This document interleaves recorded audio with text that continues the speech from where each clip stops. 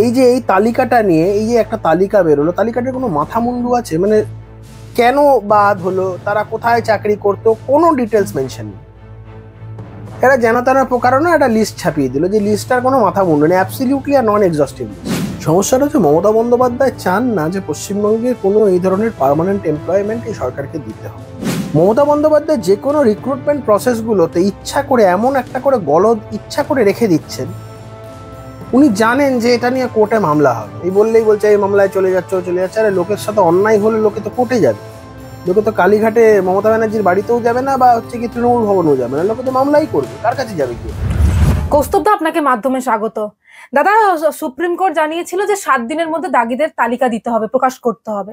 তারপর আমরা দেখলাম কল্যাণ বন্দ্যোপাধ্যায় তিনি বললেন না শনিবারের মধ্যে উনি প্রকাশ করবেন। এবং আজ দাদা দেখতে পাচ্ছি যে সকাল গড়িয়ে দুপুরের পর রাত্রি 8টার সময় এসএসসি ওয়েবসাইটে একটা তালিকা বের করলো, যেখানে প্রায় 1804 জনের নাম রয়েছে। কিভাবে দেখছেন বিষয়টা? কিছুভাবেই দেখছি না, মানে মিথ্যে কথার যে ভেরিয়েশন হয় সেটাই দেখা যায়, যে কোথাও 1900টা 1800 হয়ে যাচ্ছে। তালিকাটা যদিও এত কম নয়, এত অশান্তি হতো না। ধরো আজকে কথার কথা বলছি তোমাকে, এই তালিকার কথাটা যদি আগে প্রকাশিত হতো তালিকাটা, তাহলে তো ঝামেলা থাকতো না। বা যদি প্রথম কথা সরকার যদি দুর্নীতি না করতে এত ঝামেলা হতো না। কিন্তু এখন তো চোরানাশনে ধর্মের কাহিনী, কি করা যাবে এখন এই চোরেদের ব্যাপার।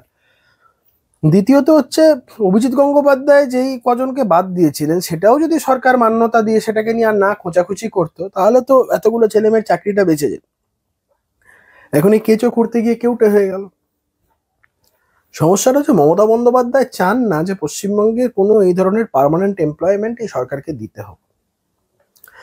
যাতে করে এই যে বিষয়টা হয় সেটা হচ্ছে, এই যে নতুন চাকরি দেওয়া, সেখানে তো একটা সরকারের তো একটা ব্যয় আছে। সরকার তো ব্যয় করার মতন জায়গায় নেই, কারণ এই সরকারটা তো আর যাই হোক মানে সরকার চলার মতন করে চলছে না। একটা সরকার চলার মতন করে চলতে গেলে তার রেভিনিউ জেনারেশন থাকে, এই বিষয়গুলো থাকে। তো এর তো কোনো রেভিনিউ জেনারেশনেরও কোনো মাথা মুন্ডু নেই, কিছুই নেই। মানে ভগবানের নামে ছেড়ে দিয়ে যায়, কি চলছে চলুক, এরকম টাইপের ব্যাপার। মমতা বন্দ্যোপাধ্যায় যে কোনো রিক্রুটমেন্ট প্রসেসগুলোতে ইচ্ছা করে এমন একটা করে গলদ ইচ্ছা করে রেখে দিচ্ছেন। উনি জানেন যে এটা নিয়ে কোর্টে মামলা হবে, এই বললেই বলছে এই মামলায় চলে যাচ্ছে। আরে লোকের সাথে অন্যায় হলে লোকে তো কোর্টে যাবে, লোকে তো কালীঘাটে মমতা ব্যানার্জির বাড়িতেও যাবে না, বা হচ্ছে কি তৃণমূল ভবনেও যাবে না, লোকে তো মামলাই করবে, কার কাছে যাবে গিয়ে বলবে। এবং এটা মমতা বন্দ্যোপাধ্যায় চান এই জিনিসটা হোক। এই যে দেখো তুমি, এই ডিসেম্বর মাসে যে পরীক্ষা হওয়ার কথা, এই যে এই তালিকাটা নিয়ে এই যে একটা তালিকা বেরোলো, তালিকাটার কোনো মাথা মুন্ডু আছে? মানে কেন বাদ হলো, তারা কোথায় চাকরি করতো, কোনো ডিটেলস মেনশন নেই। এরা যেন তারা প্রকারণা একটা লিস্ট ছাপিয়ে দিল, যে লিস্টটার কোনো মাথা মুন্ডু নেই, অ্যাবসলিউটলি আর নন এক্সস্টিভ লিস্ট, একদম এক্সস্টিভ না।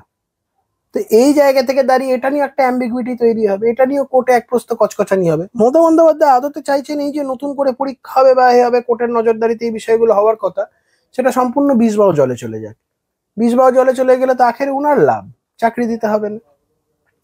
আমি বলছি এই সরকার এই গোটা এই আইনি জটিলতাগুলো তৈরি করছেন অন্য কেউ না, না কোনো আইনজীবীরা তৈরি করছেন বা মামলাকারীরা যা তারা তৈরি করছেন না, তৈরি করছেন স্বয়ং মমতা বন্দ্যোপাধ্যায়।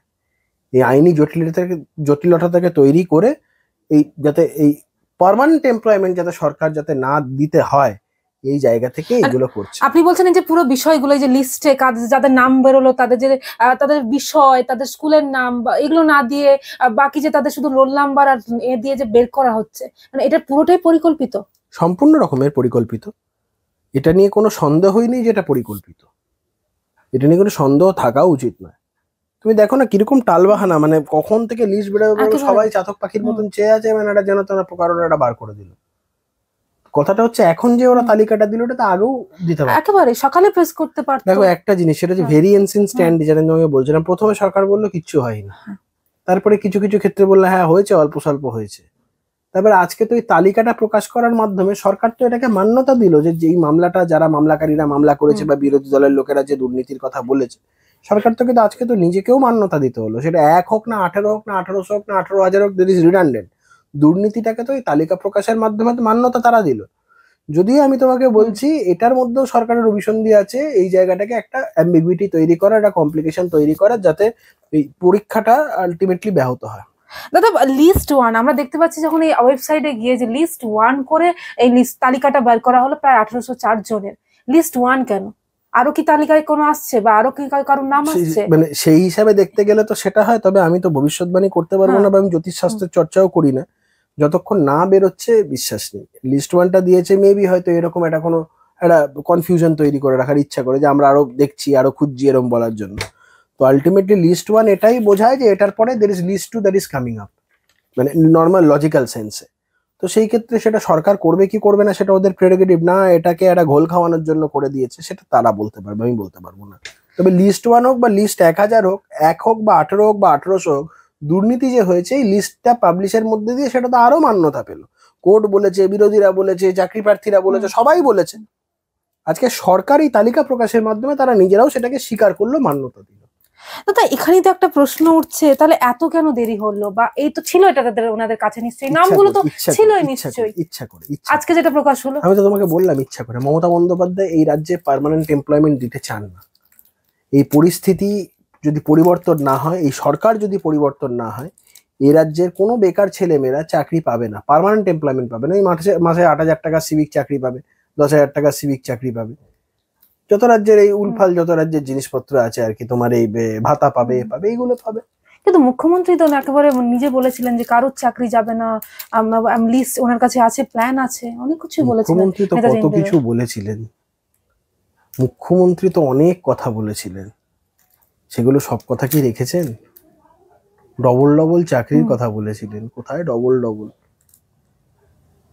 পশ্চিমবঙ্গের অর্থনীতির অবস্থাটা দেখো, পরিযায়ী শ্রমিকদেরকে এই রাজ্য থেকে কাজ করতে যেতে হয় অন্য রাজ্যে। পশ্চিমবঙ্গের চাকরি বাকরির অবস্থাটা দেখো কোন জায়গায়। আজকে দেবাংশু তৃণমূলের মুখপাত্র ওর বাবাকে এই বয়সে কদিন আগেও বলছিল, খারাপ লাগছিল আমার শুনে, যে এই সময়টা তো প্র্যাকটিক্যালি ওনার বাড়িতে থাকার কথা, বা এখানে থেকে যদি কাজ বাজ করতে নেই করতে, ওনাকে পরিবার পরিজন ছেড়ে গুজরাটে গিয়ে চাকরি করতে হয়। তার মানে কি আমাদের পশ্চিমবঙ্গে তাহলে তো সরকারি চাকরির প্রতি যারা যারা প্রজন্ম যারা পড়াশোনা করছে তাদের তো কোথাও একটা মানে কোনো ভবিষ্যৎ নেই তো, ভবিষ্যৎ নেই তো পশ্চিমবঙ্গে। আজকে তুমি আইটি ইন্ডাস্ট্রিতে দেখো, সমস্ত ছেলেমেয়েরা যারা ইঞ্জিনিয়ারিং পাস করছে এখানে কটা জায়গায় চাকরি করছে। এখানে চাকরি করলে 15-16 হাজার টাকার বেশি ফ্রেশার্সদের কোনো জায়গা নেই, যার জন্য ম্যাক্সিমাম লোকজন চলে যাচ্ছে ট্যাঙ্গালোরে। ওখানে গেলে স্টার্টিংই ফ্রেশাররা মোটামুটি 40,000 টাকা মাইনে পাচ্ছে, আর ওখানে অ্যাম্পল অপরচুনিটি। আর এখানে কোনো অপরচুনিটি নেই তো। কেন একটা ছেলে মেয়ে পড়াশোনা করে, পয়সা খরচা করে পড়াশোনা করে এখানে কলকাতায় থেকে 10-12 হাজার টাকা, 15 হাজার টাকার মধ্যে একটা ইঞ্জিনিয়ারিং পাস করা ছেলে মেয়ে তারা কেন চাকরি করবে? 15 হাজার টাকাটা হয়তো অনেক বেশি বলে ফেললাম। আমি জানি আমার কিছু পরিচিত মাস্টার ডিগ্রি করা, MBA করা ছেলেমেয়েরা তারা এখানে চাকরি পাচ্ছে 10,000-12,000 টাকা। তারা বলছে আমরা কেন পড়াশোনা করলাম? কারণ অপরচুনিটি নেই তো এখানে কোথাও। সারা পশ্চিমবঙ্গ জুড়ে তুমি অপরচুনিটি নেই, কোনো নতুন শিল্প নেই, কিচ্ছু নেই, কোথা থেকে আসবে? তার মানে আপনি বলছেন এই লিস্টে আদতে জটিলতা আরো বাড়লো? একদম আলটিমেটলি বাড়লো। এবং গোটা ঘটনাটা হচ্ছে গিয়ে সরকার চায় না যাতে করে পার্মানেন্ট এমপ্লয়মেন্ট যাতে দিতে হয়, যার জন্য অ্যাম্বিগুইটিটা তৈরি করে রাখছে।